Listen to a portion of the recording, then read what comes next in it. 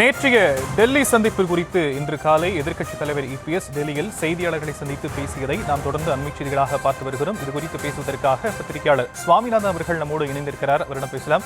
Sir, இணைப்பில் வந்தமைக்கு நன்றி.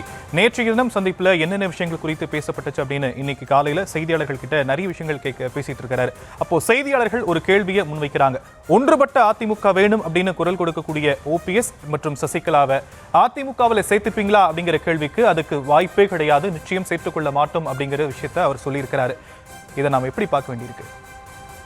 நிச்சயமாக தேர்தலுக்கு சில மாதங்கள் மட்டுமே இருக்கக்கூடிய சூழல்ல அதிமுக ஒன்றுபட்டால் மட்டும்தான் அந்த இயக்கம் ஒரு மாபெரும் பலம் பெற முடியும், திமுகவை வீழ்த்த முடியும் அப்படிங்கிறதா தொடர்ந்து ஒரு விஷயம் பேசப்பட்டு வருகிறது.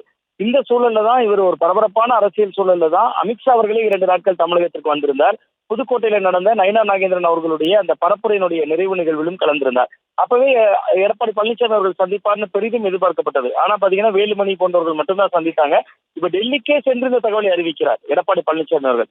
பாஜகவுக்கும் அவர் சேர்த்து செய்தி சொல்கிறார். வெறுமனே பன்னீர்செல்வம் அவர்களுக்கோ சசிகலா அவர்களுக்கோ மட்டுமே சொல்லப்பட்ட செய்தியை நம்ம பார்க்க வேண்டியதில்லை. ஏன்னா அவர் சொல்லுகின்ற இடம் அப்படிங்கிறது தலைநகர் டெல்லியில சொல்கிறார். அப்ப அது பாஜகவுக்குமான ஒரு மெசேஜா தான் அவர் கடத்துறாரு. அதுல ரொம்ப முக்கியமா எடப்பாடி பழனிசாமி அவர்களுடைய பார்வையிலிருந்து இதை நம்ம அணுகணும்னா, அதிமுக தொடர்பான வழக்குகள்ல 2 பேருமே வழக்கு தொடர்ந்திருக்காங்க. அது பன்னீர்செல்வம் அவர்களுக்கும் பொருந்தும், பொதுச் செயலாளர் இருக்கைக்காக வழக்கு தொடர்ந்திருக்கக்கூடிய சசிகலா அவர்களுக்கும் பொருந்தும். அப்ப இந்த சந்திப்புல அமித்ஷா அவர்கள்ட்ட நான் இந்த இவர்களை மீண்டும் சேர்த்துக் கொள்ளவே மாட்டேன் அப்படிங்கக்கூடிய இடம் நோக்கி எடப்பாடி பழனிசாமி அவர்கள் நகர்ந்திருக்கிறார். அது அமித்ஷாவிடமும் தெரிவித்திருப்பார். அதைதான் இது காட்டுது. ஆனா தேர்தல் ரீதியாக இது அதிமுகவுக்கு பின்னடைவாக இருக்கும். ஏன்னா பன்னீர்செல்வம் அவர்களோ சசிகலா அவர்களோ வெளியில் இருக்கிற பொழுது அது அதிமுகவுக்கு தென் மாவட்டங்கள்ல இப்ப டிடிவி தினகரன் விஷயத்த அவர் ரொம்ப வெளிப்படையாக ஒண்ணுமே சொல்லல, ஊடகமான சில தகவல்களை தான் தெரிவித்திருக்கிறார். அப்ப டிடிவி தினகரனால ஏற்கனவே கடந்த சட்டமன்ற தேர்தலில் அதிமுக தென் மாவட்டங்களையும் டெல்டா மாவட்டங்களையும் கணிசமான ஒரு தோல்வியை சந்தித்திருந்தது. ரொம்ப குறிப்பா சொன்னா தேசிய ஜனநாயக கூட்டணி ஒரு 21 தொகுதிகளில் தோல்வியடைகிறதுக்கு அமமுக காரணமாக இருந்துச்சு. சோ இப்படியான அரசியல் சூழல தான் அவர் டிடிவி தினகரன் ஒரு மாதிரி அணுகிறாரு. ஓபிஎஸ் சசிகலா அவர்களை இன்னொரு கோணத்தில் அணுகிறார். இதுக்குள்ள இன்னொரு கோணம் என்ன பாக்குறேன்னா, ஓபிஎஸ் அவர்களும் சசிகலா அவர்களும் உரிமை கோரல் தொடர்பான சில வழக்குகளை தொடர்ந்திருக்காங்க.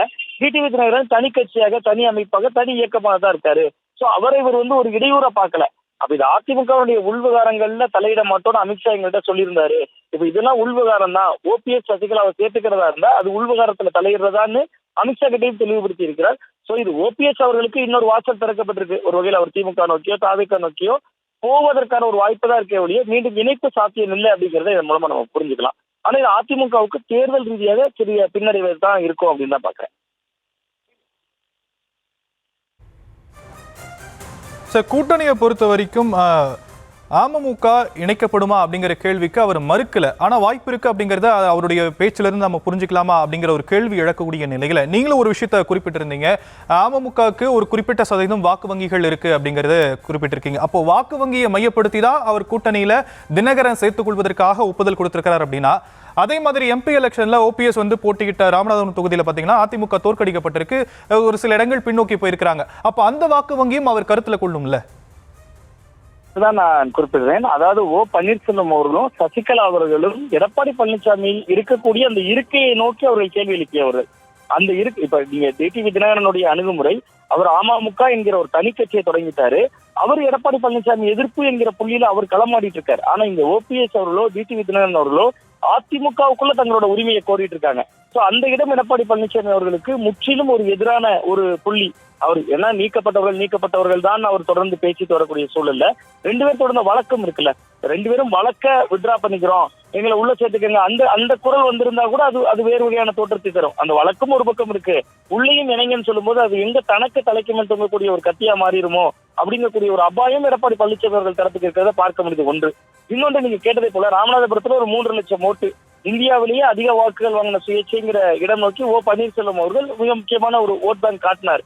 பட் அவருக்கு இருக்கிற செல்வாக்கு அது. அவர் நிறுத்திய வேட்பாளர்கள் எவ்வளவு எடுத்தாங்கன்னா வேட்பாளர்களை நிறுத்தல. ஆனா டிடிவி தினகரன் ஒரு நிரூபிக்கப்பட்ட ஓட்டு வங்கியா இருக்காருல்ல. 2021 தேர்தலில் அவர் பல தொகுதிகளில் போட்டியிடுறாரு, ஒரு அலையன்ஸ் ஃபார்ம் பண்றாரு. அவர் அலையன்ஸ்ல எஸ்டிபிஐ இருக்காங்க, தேமுதிக இருக்காங்க, கிட்டத்தட்ட 21 தொகுதிகளில் வெற்றியை பாதிக்கிறாரு. அன்னைக்கு இருந்த செல்வாக்கே அமமுகவுக்கு இன்னைக்கு இல்ல. பல வேட்பாளர்கள் மீண்டுமே அதிமுக பக்கம் போயிட்டாங்க. இருந்தாலும் அவர் தேர்தலை தனித்து சந்தித்து ஒரு கட்சியா அமைப்பா இயங்குறதுனால இன்னொரு கோணம் இருக்கு. அமித்ஷா அவர்கள்ட்ட எல்லாரையும் சேருங்க, ஒன்றிணைங்கன்னு சொல்றாரு.